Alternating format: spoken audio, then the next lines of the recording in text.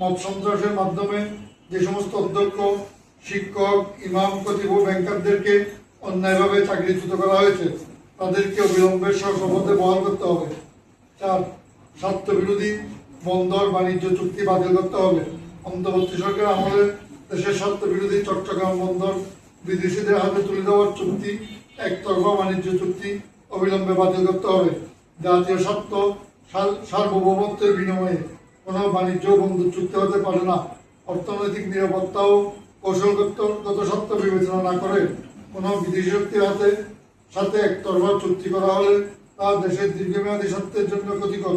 জনগণের স্বার্থে এসব চুক্তি অবিলম্বে বাতিল করতে হবে। 5. 24 সালের আন্দোলন পরবর্তী সময়, গণ অভ্যুত্থান পরবর্তী সময়ে একটি উগ্রপন্থী গোষ্ঠী হামলায় অলিয়া গ্রামের বহু মাজার শরীফ ভাঙচুর ও অগ্নিসংযোগের ঘটনা ঘটেছে, যা বাংলাদেশের আধ্যাত্মিক ঐতিহ্যের সাথে পুরোপুরি আঘাত।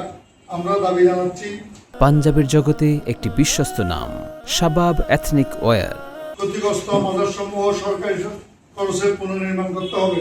হামলাকারীদের দ্রুত গ্রেফতার করে দৃষ্টান্তমূলক শাস্তি দিতে হবে।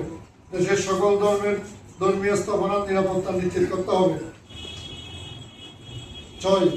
ইরানে ইসরায়েল মার্কিন আগ্রাসন বিশ্ব শান্তির জন্য হুমকি। মধ্যপ্রাচ্যের চলমান সংকট নিয়ে আমরা গভীর দুঃখ প্রকাশ করছি। ইসরায়েল ও মার্কিন আগ্রাসনের শিকার মজলুম ইরানের জনগণের প্রতি বাংলাদেশ ইসলামী ফ্রন্ট সংহতি প্রকাশ করছে। আন্তর্জাতিক আইন ও রাষ্ট্রের সার্বভৌমত্বকে লঙ্ঘন করে ইরানের উপর ইসরায়েলি মার্কিন সামরিক আগ্রাসন বিশ্ব শান্তির জন্য হুমকি।